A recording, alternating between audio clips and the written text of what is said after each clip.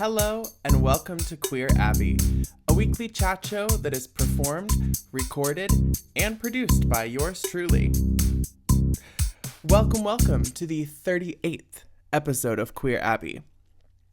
I am deliriously tired.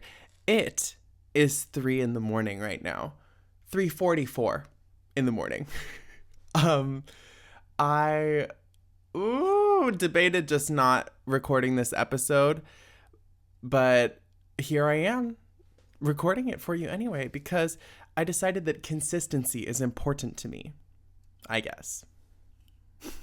Or maybe I enjoy making myself miserable and staying up really late. Who knows? It's one of those two things, certainly.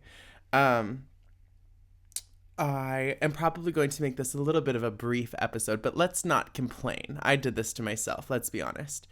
The real reason that I took so long to record this episode is because I feel like I need to do the dishes before I record these episodes, because it would be really junky of me to record a video of my dirty dishes and my opinions right in front of all of my nasty dishes, right? So I kind of have to clean that stuff up a little bit in order to qualify my opinions on YouTube or Spotify or wherever you're watching this. So there's that. I also feel I would make up for my lack of energy and vibrancy by wearing these cool glasses as well. Aren't they kind of cunty a little bit? I forgot I have a bunch of cute little glasses and accessories tucked away in my closet that I never really think about. It's giving Elton John or librarian from Mars or something. This last week I wrote music for a score, music for a score, bitch. What else is a score? I wrote a score for a scene from Castaway, the movie that's my namesake, with the volleyball named Wilson, where Tom Hanks is like, Wilson, and it's the scene when he draws the smiley face on Wilson and he kind of anthropomorphizes him for the first time. And it's really kind of sentimental and sweet because he's kind of becoming friends with the volleyball and he's trying to make fire. That's, I guess, the more important part of the scene. And he's kind of struggling to do it. And he's looking to Wilson and being like, what? Stop making fun of me. Aren't you going to help me build this fire so we can survive? And it's just sort of this sweet, heart-wrenching scene. So I wanted to write this cute, spacious, sentimental kind of music to go with it. It was for my, what is it called? Music with visual media class.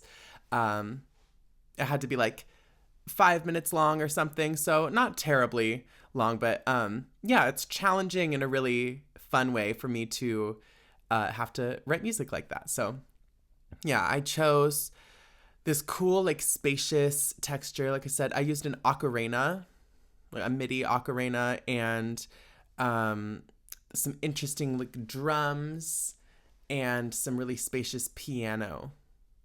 I keep saying the word spacious. How annoying is that? How pretentious, just a very spacious sound, you know. I just decided I would take a spacious approach. One must be spacious when writing music, not some sort of clusterfuck. Did you know that Courtney Love went to Portland State University for at least one term? I just thought that was kind of interesting. I learned that a while back while reading her Wikipedia page. You can look it up. There's some other interesting Portland facts about Courtney Love and Kurt Cobain because they're from the Seattle, Portland area. I believe that they actually met each other in a bar, a dive bar in the Portland area. And what I can certainly verify is that they hung out sometimes at dive bars in the Portland area. Courtney Love also worked at Mary's, the strip club that's on Burnside. Yeah. Lots of cool little factoids and connections to people who you don't really think about all the time like that. Yeah. Courtney Love studied journalism before dropping out, I think, for at least a term, I think. which is very fierce and also like very on brand for her because she's always broadcasting her opinions about people and herself and projecting onto people. I there's something about me that loves a fucking mentally unstable woman, you know? I hate to say I'm gonna have my problematic self come out at 3:49 in the morning right now, but yeah, I just kind of appreciate that. Azealia Banks, I talked about her last week. Um, Women that are just unhinged and say their wrong opinions like really loudly, they capture my attention sometimes. Anyway, being problematic. I've been playing Pokemon Go this last week. That's another thing that's kind of captured my attention. I forgot how into it I was for a period of time because, I mean, in 2016, when it came out, it was this huge just wave of involvement. Everybody was like outside. I remember there was all of these jokes about how everybody like came together and there was this peace on earth for 1 week when Pokemon Go came out in 2016. And yeah, it was so like bucolic in a way. I remember riding my bike around and being like seeing everybody else playing the damn game. But yeah, it's fun. I enjoy the motivation to like go walk around. It's kind of a cute aspect of it. And I think I don't know what mental illnesses are going on with me or like learning differences, but I love to like take account of stuff in video games. Like I don't like to do like a perfect run where I like complete every achievement, but I like to spend a lot of time like in my like inventory in a game, like searching through stuff and making sure I have all the proper like stuff for my quest and like the right amount and like deleting stuff that I don't need.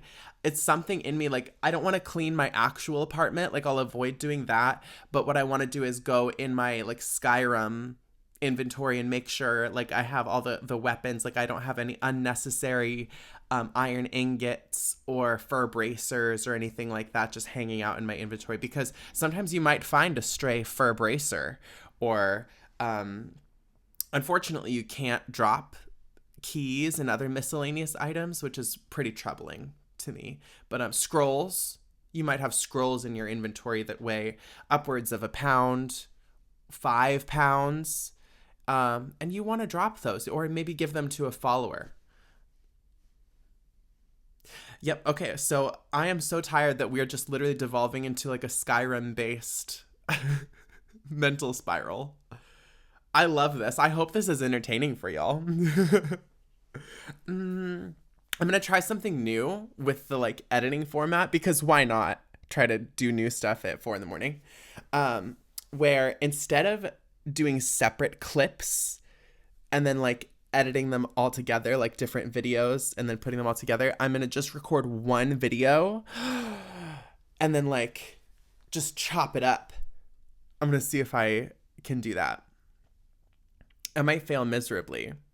Hey, there might not even be an episode that's coming out tomorrow, because honestly, I'm just rambling right now.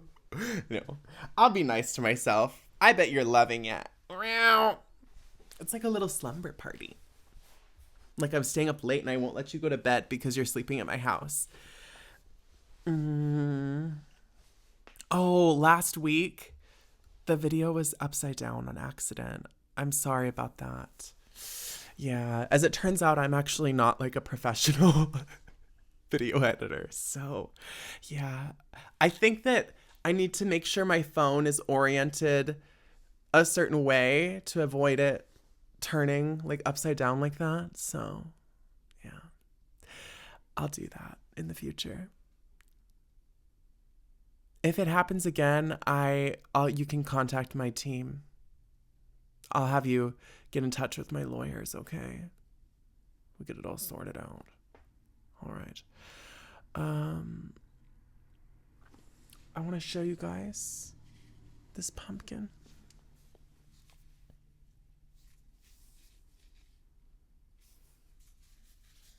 I just think it's really nice. It's kind of got a velvety sort of texture to it. You see? Isn't that cool? It matches the glasses. Well, I think that that is going to carry us into our advice segment for this week, because why wouldn't you want advice from me in this state of mind? I'm clearly doing really well. So let me tell you how to live your life. Let's get into it.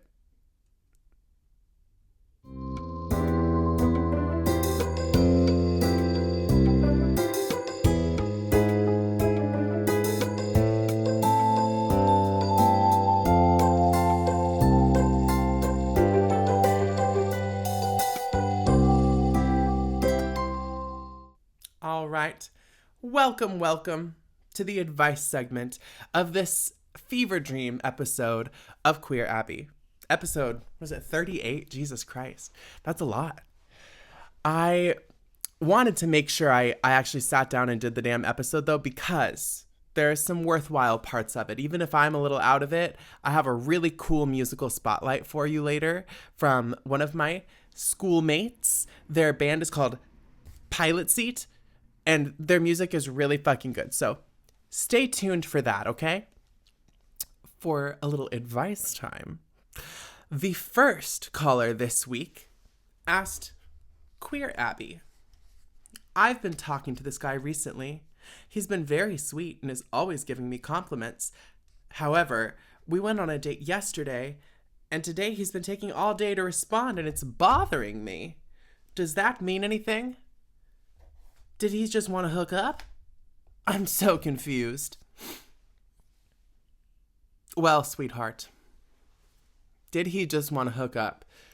I think yes, he probably did just want to hook up with you. I'm sorry about that. I've been talking to this guy recently. He's been very sweet. I mean, really, there isn't anything that's more cliche than a man being sweet to you to get into your pants and then not following up in like a committed sort of way.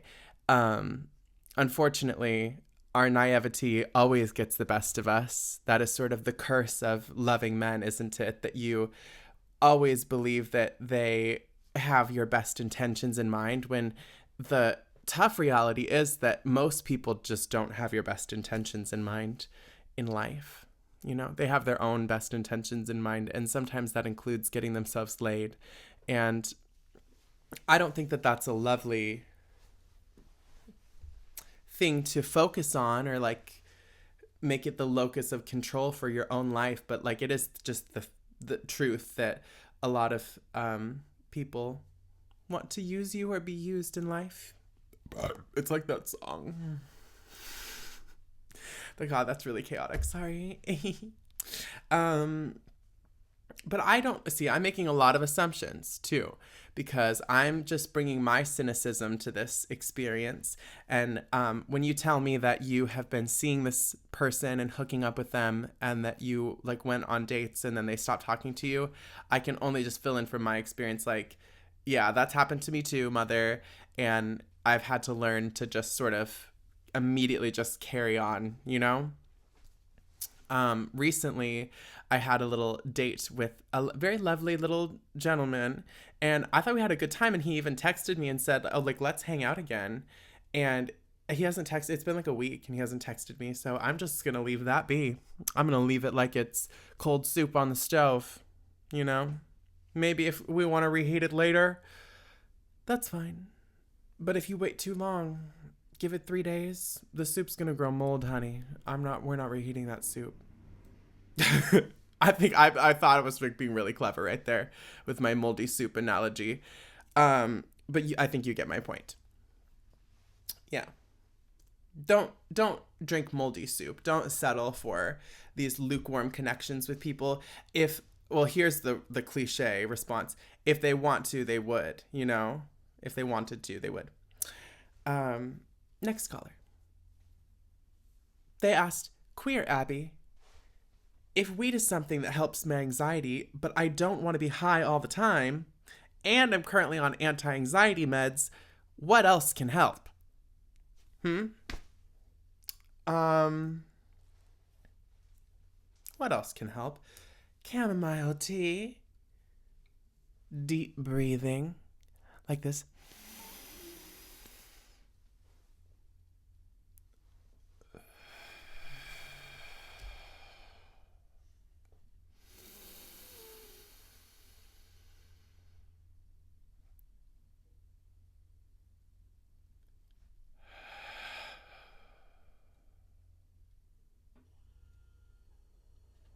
You gotta breathe so deep that you can hear the refrigerator kicking in back there.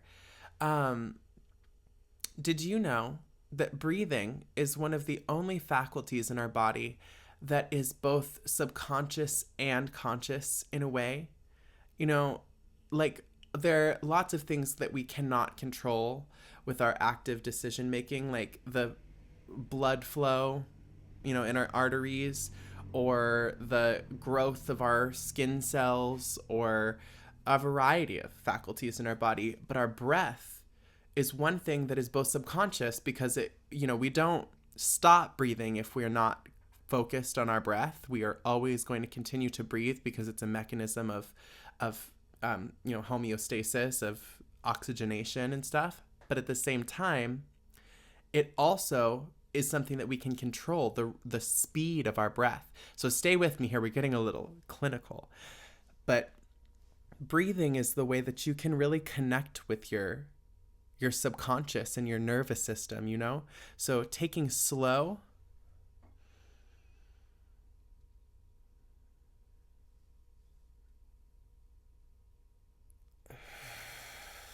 even breaths.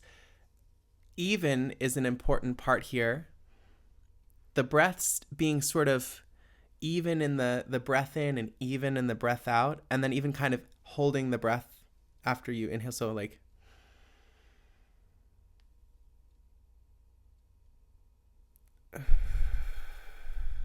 can induce a more calm state of mind and a more like grounded nervous system. There is so much science behind this and so much experiential evidence behind the importance of breathing. But honestly, if you want a straightforward answer, breathing is the best thing that you can do to just like calm your ass down.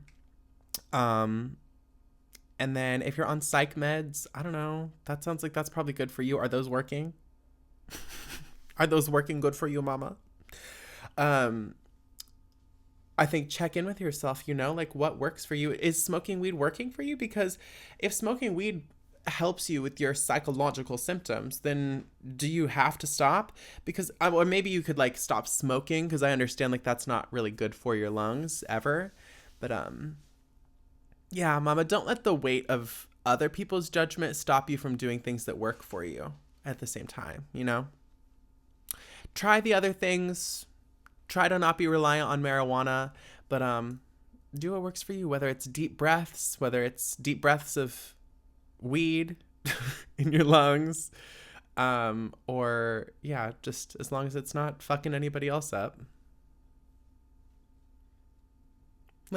Well, if you would like to have a question, a quandary, a query, anything like that addressed on Queer Abbey, if you like attention like I do and you want to just have a little bit of it, then please, you can submit a question to our anonymous inbox that's just in the description of this episode. If you're watching this or listening on Spotify, it's right there. If it's on YouTube, it's right down there. It's not hard. You just click on it, type the stuff out, whatever you are, want me to talk about, and then click send. And you don't have to be incriminated. I won't know who you are. You can just send it and I'll read it, like I just did. And it's fun. I think you'll love it.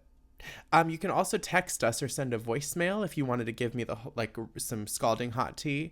Our phone number for Queer Abbey is 503-567-2053, or our email is queerabbey@gmail.com. That's QUEERABBEY@gmail.com. Yeah. All right. Let's move on to the musical spotlight of Avada Kedavra. I got you. You didn't even block that one.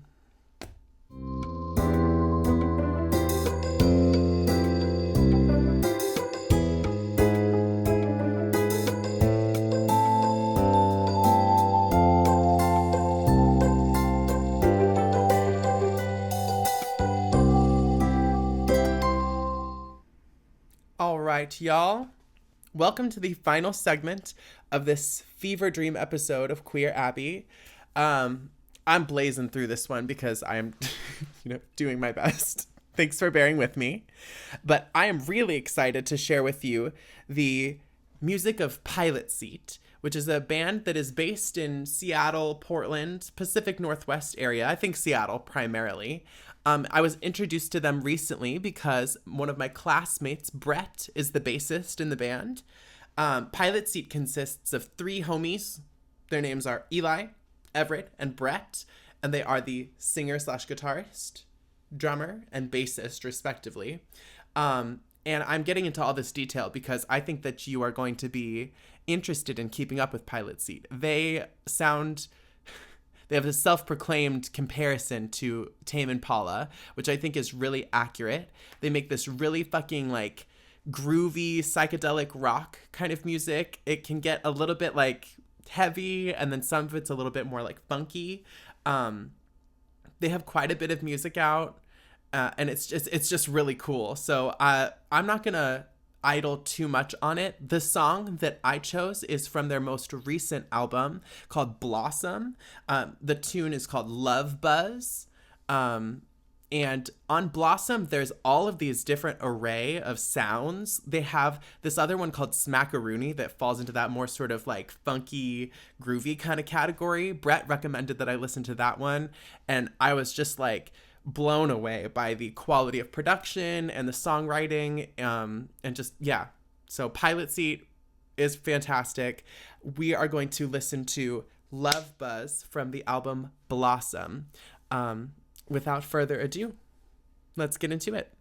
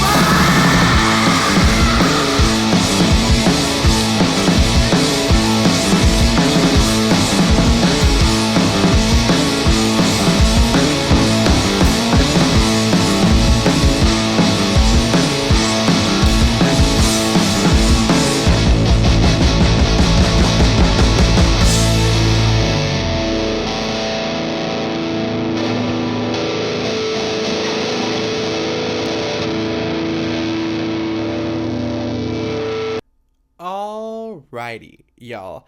That is Pilot Seat. That was Love Buzz from Blossom. As always, I will have the information for Pilot Seat linked in the description of the episode. You can go check out their Spotify, their Instagram, go stream all of their music and check out their other tunes because they rock. I will, as always, I will be adding their music to the Queer Abbey playlist, which is linked in the description of the show. So, yeah, go ahead and check out all of the music that has been featured on Queer Abbey because all of it's fucking awesome like that. So, yeah. Thank you for listening and for tuning in each week to this lovely chat show where we discuss the novelties of people's lives, the ups and downs of being a homosexual. I was going to keep going with my little farewell statement, but then I just started thinking about the fact that people from South Africa have such interesting accents. It's like a mixture of a British accent and like a Kenyan accent. It's like this amalgamation, and I love that. They sound like they have this sort of mixture of, there we go, I'm getting into it now, this mixture of like an African accent and also like it is sort of a British accent as well. That's my South African accent.